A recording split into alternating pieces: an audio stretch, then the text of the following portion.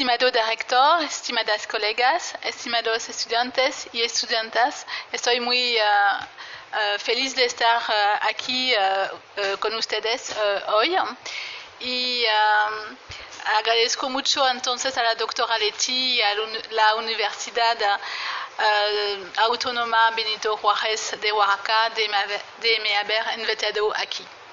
Entonces les voy a platicar sobre la historia y las memorias del feminismo de Francia.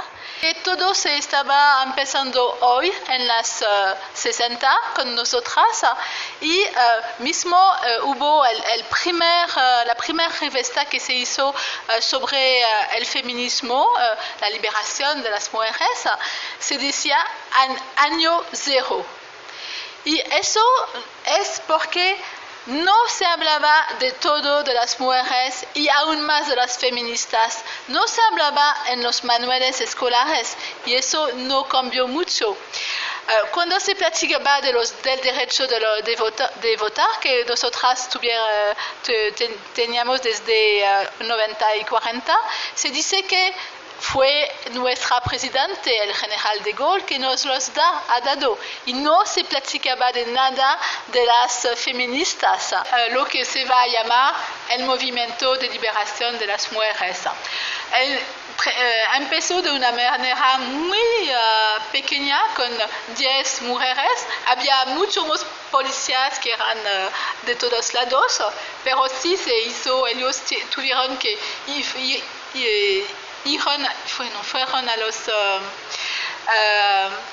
los campos elíseos para dar flores a la más desconocida de los seres, la mujer del soldado desconocido. Una cosa muy fuerte de todos esos grupos fueron reivindicaciones libertarias para la libertad sexual, para la planificación familiar y el aborto, y contra la violación y todo el acoso sexual, por supuesto. En los movimientos de jóvenes se ve este movimiento de la barba. Ellos dicen que bueno, que no estamos en ninguna representación de poder y lo que nos falta es la barba. Entonces, que vamos a poner una barba y entonces vamos a estar en todos esos lugares. ¿Cómo se encuentra en este momento la situación en Francia respecto a la violencia contra las mujeres? Bueno, hubo una investigación en los años 2000 y una más cerca y parece que no hubo muchos cambios.